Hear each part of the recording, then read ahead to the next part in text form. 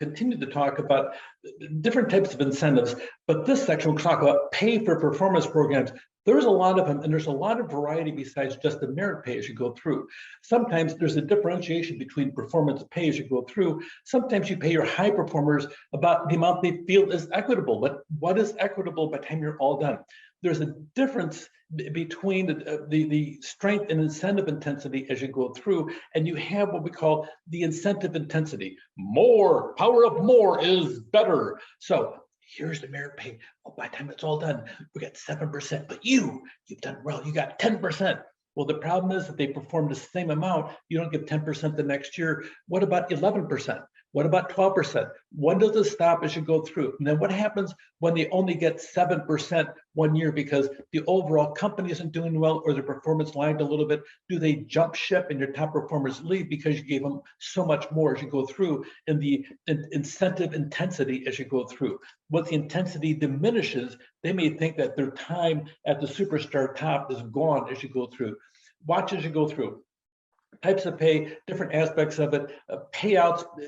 You have to make a decision whether or not, if you have incentive pay, does it become part of the base salary as you go through, or does it always remain a one-time only non-recurring event, or a one-time bonus or an annual bonus every year at a certain time as you go through? A lot of bonuses are paid at the very end of the year, which comes in handy for all the different holiday seasons that come over there as you go through. So whether performance is measured on the individual or the organization, are you paying incentives to everybody that does the following criteria as you go through?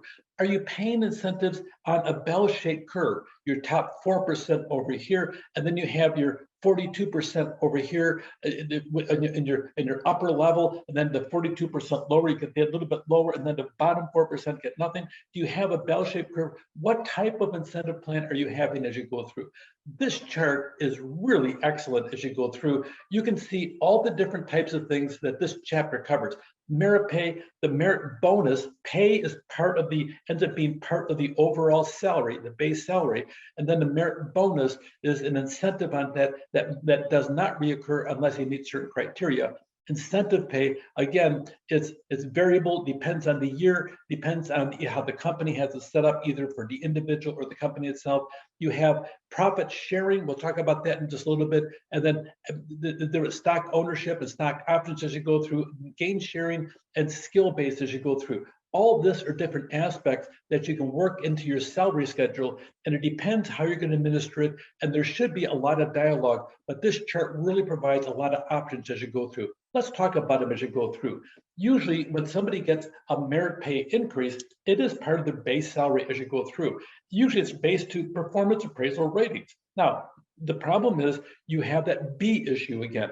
Everybody gets a 4 on a 5-point scale. Well, they really shouldn't. There are some number 5 performers at the top of the level as you go through. And by the way, every organization has those 1 and 2 performers, at least in a few categories as you go through. Hopefully, those people leave the organization, especially if they're consistently at the 1 or 2 level as you go through. Really, a healthy organization, they would have that as you go through. But sometimes people take it to extremes. General Electric did that one time. They got rid of the bottom 10% every year. Well, that was kind of drastic as you went through, and really, you always had to keep on looking over your shoulder as to whether your supervisor would think that, oh, you fall into that bottom 10%. So you have that kind of an issue.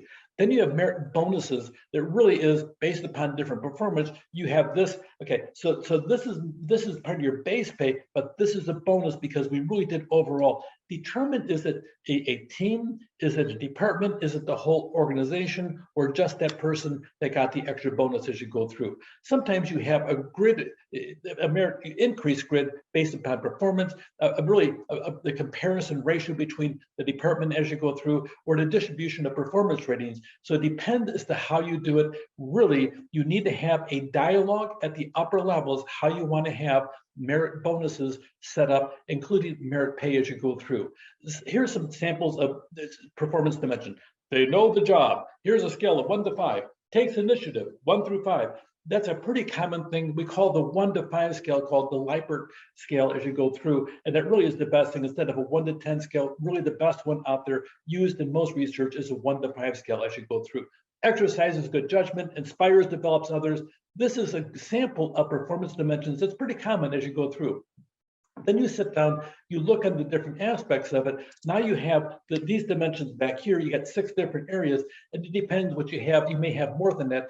And then you sit down and have different categories as to how you're going to pay them.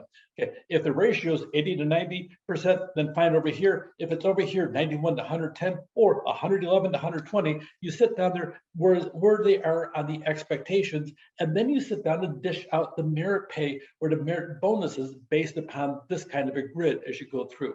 There's a lot of different ways to set this up. This is an example of it. You take these 6 incentives as you go through. They know the job, take the initiative, and so on. This is applied in the performance evaluation. And then you sit down and do the expectation and the scoring as to bottom third, middle third, top third, or quarters as you go through. It depends how you set up. This is up to you as you go through. Really, by the time you're all done, here's your target. Exceeds expectation.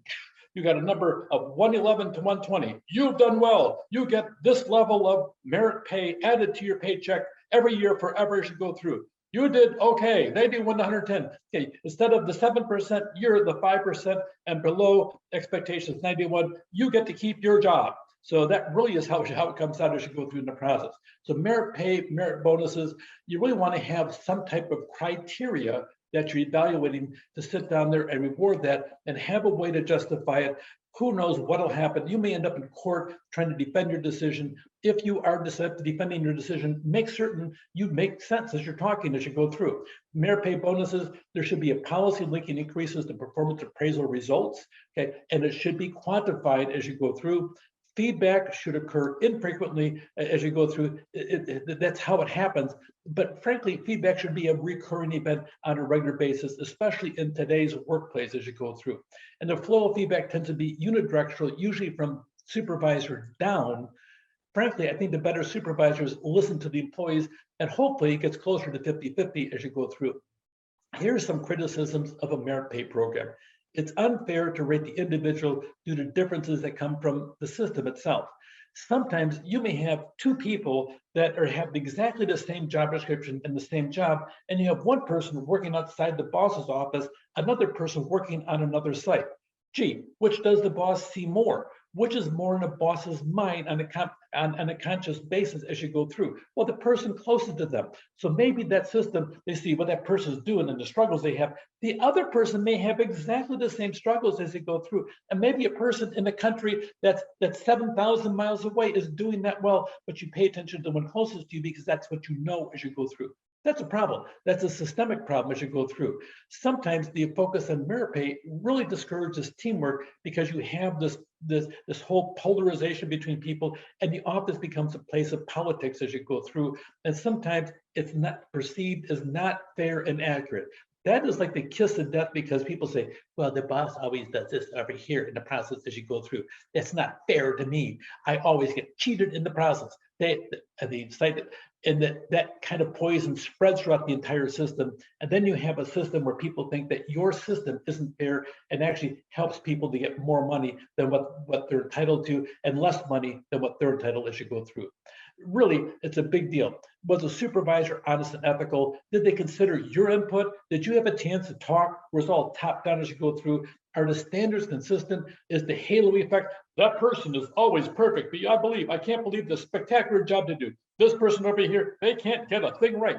Yeah, that's not really true as you go through. And that's the case, fire that person as you go through. And this person, maybe give them your job as you go through. Provide feedback. These are all issues that really determine at the water cooler, so to speak, as to whether or not it's fair as you go through.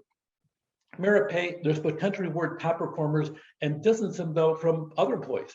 The system must be perceived as fair and equitable to everybody that's out there. And evaluations in the system for pay for performance, you have to make certain the evaluations are scrutinized and fair across the board, and they can consider performance as you go through. Take care.